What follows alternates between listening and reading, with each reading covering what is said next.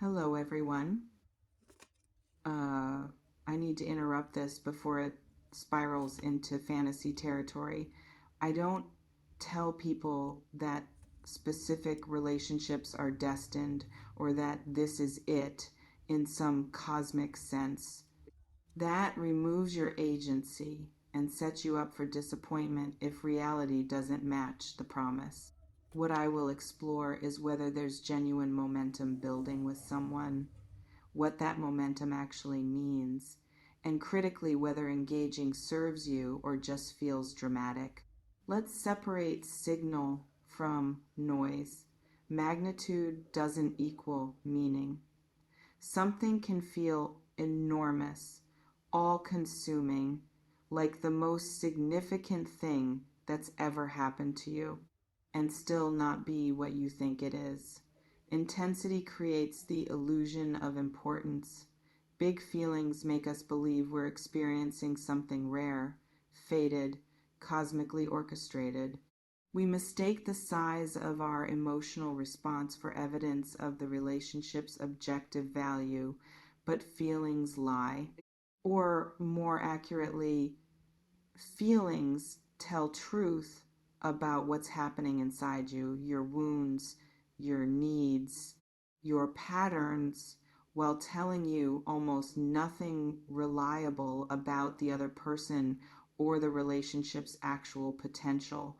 So when I say something big might be happening with you and someone else, when the energy suggests significant development, that's not proof this person is your destiny. Not confirmation they're the one.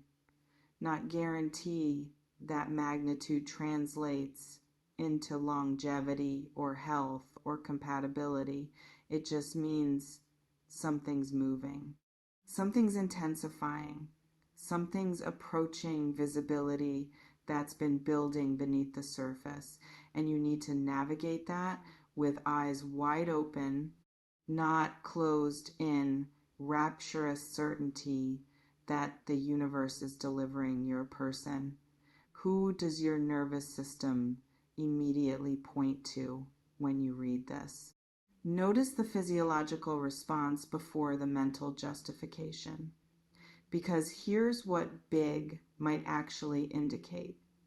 Could be escalation. Relationship that's been slow building is accelerating.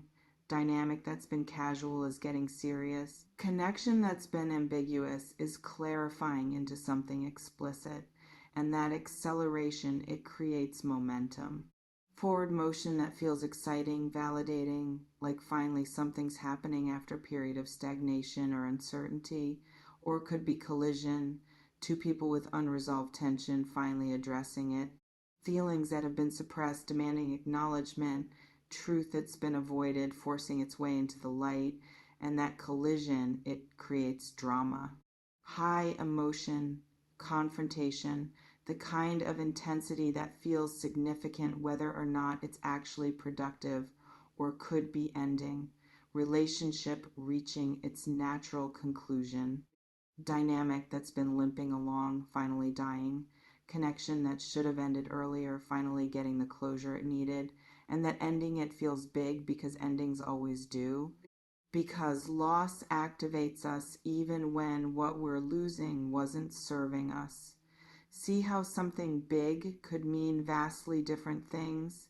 How magnitude doesn't specify direction? Which category does your gut suggest this is actually about? Trust that instinct, because I need to talk about this is really it for you. That language implies finality, implies this is the relationship that matters most, that changes everything, that represents your romantic destination. And maybe it is, maybe you found someone whose compatibility with you is genuine and deep. Maybe the connection has substance that can support long-term partnership. Maybe the work you've both done on yourselves has prepared you to actually show up for healthy relationship, but that's not determined by intensity. That's not proven by feelings of certainty. That's not confirmed by the bigness of what's happening. That's determined by sustained demonstration over time, by how you both handle conflict, by whether the initial chemistry can evolve into actual partnership, by whether you can maintain individual wholeness while being deeply connected. So if you're in early stages of something that feels huge, if you're experiencing that this is it, certainty, hold it lightly. Don't let conviction override observation. Don't let hope blind you to red flags or incompatibilities or warning signs your instinct is registering, because premature certainty kills discernment.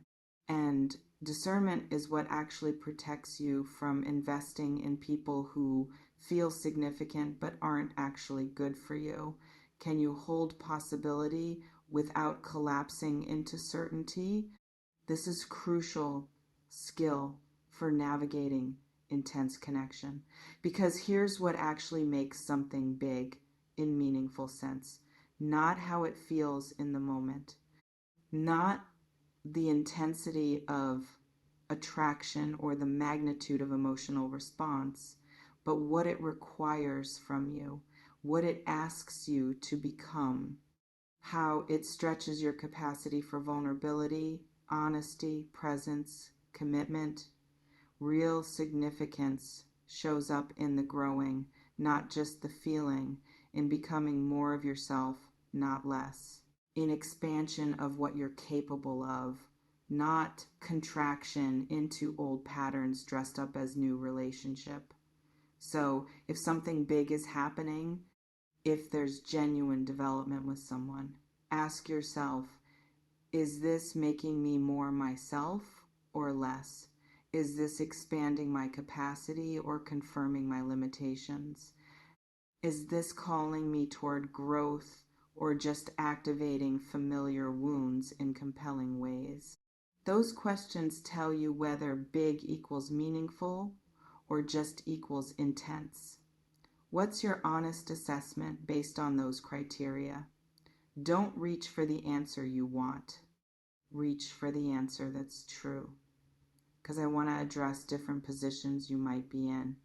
Position 1, you're already involved, already in relationship with someone, and the something big is escalation within existing connection. Maybe you're moving from dating to commitment. Maybe you're having conversations about future. Maybe you're navigating transition that deepens what already exists. If that's your situation, the question isn't whether this is real. You already know the connection exists.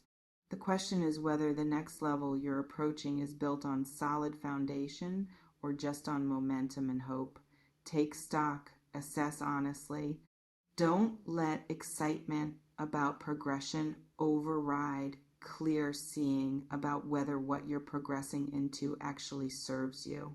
Position 2, you're in early stages, just beginning to explore connection with someone, and the something big is the potential you're sensing. Maybe chemistry is undeniable. Maybe first few interactions have been electric. Maybe there's sense of recognition or familiarity that feels significant. If that's your situation, the question isn't whether the potential is real. Early potential almost always feels real. The question is whether you can let potential unfold naturally without forcing it into premature certainty.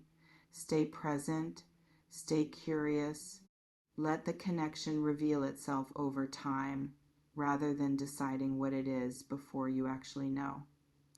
Position 3, you're approaching, orbiting someone, but not yet engaged. And the something big is the approaching intersection. Maybe you've been aware of each other, but circumstances haven't aligned. Maybe there's been mutual interest, but timing's been off. Maybe something shifting that's making connection possible where it wasn't before. If that's your situation, the question isn't whether connection will happen. That's still uncertain. The question is whether you're building fantasy while waiting that will make reality disappointing when it arrives. Stay grounded. Don't invest so heavily in imagination that actual person can't possibly measure up. Which position actually describes where you are? Get honest about current reality versus hoped for future. Because here's what happens when we make someone it prematurely. We stop seeing them clearly. We see our projection of who they could be, who we need them to be, who we've decided they are based on limited information. We override red flags. We explain away incompatibilities. We minimize behaviors that would concern us in anyone else because we've already decided this person is special. We abandon ourselves. We contort to fit what we think they need. We suppress aspects of ourselves that might create friction. We perform rather than just being. And all of that, it poisons the very connection we're trying to protect.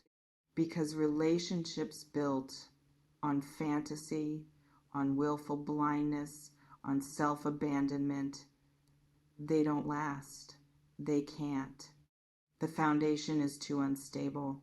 So if you're tempted to make this person it, if you're feeling that certainty rising, resist it. Stay in not knowing a little longer. Let them be actual human with flaws and limitations and complications rather than romanticized savior figure. That's what creates space for real connection, not the fantasy version, the grounded version. Can you love someone without making them your everything? Practice that now. Because I also need to talk about what you're bringing to this. Whatever's happening with this person, whatever's building or intensifying or approaching, you're not passive recipient, you're active participant. Your energy, your choices, your patterns, they're shaping what's unfolding. So if this feels big, ask yourself, what am I contributing to the magnitude? Are you matching energy that's genuinely there? Or are you amplifying small signals into big meaning because you need this to be significant? Are you responding to what's actually happening? Or are you reacting to what you're hoping might happen? Are you building with someone who's equally invested? Or are you doing most of the emotional labor while interpreting their minimal participation as deep connection? These distinctions matter. They determine whether something big is mutual creation or your solo performance with audience of one. What's your honest assessment of the mutuality? Don't lie to yourself about this. Because here's what I really need you to hear. If something genuinely significant is developing with someone, if there's real substance beneath the intensity, if this has potential to become the kind of partnership you're hoping for, it doesn't need your desperate grasping. It doesn't require you to force or control or manage outcomes. It doesn't demand that you abandon yourself to make it work. Real connection unfolds. It develops. It grows organically when conditions support it. So your job isn't to make this person it. Your job is to stay present, stay honest, stay yourself, and see if what develops in that presence is actually sustainable and healthy and mutual. If it is, beautiful. If it's not, painful but necessary to know. Either way, you navigate from integrity rather than from need. Can you commit to that approach even when intensity is pulling for different response? This determines whether you handle this well or poorly, because ultimately, here's the situation. Something might be developing with someone, something that feels significant, that's creating intensity, that seems like it could be important. And you get to choose how to engage with that.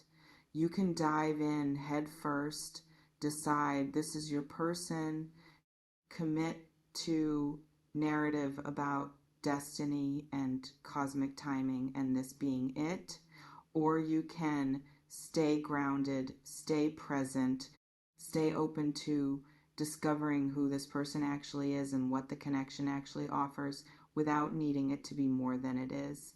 The first approach feels more romantic. The second approach actually works. Choose accordingly based on whether you want drama or you want something real. Something's building. That's true. What it becomes depends entirely on whether you can stay conscious through the intensity. Stay awake. This matters more than you think. Big moments don't guarantee good relationships. How you navigate the bigness, that's what determines everything.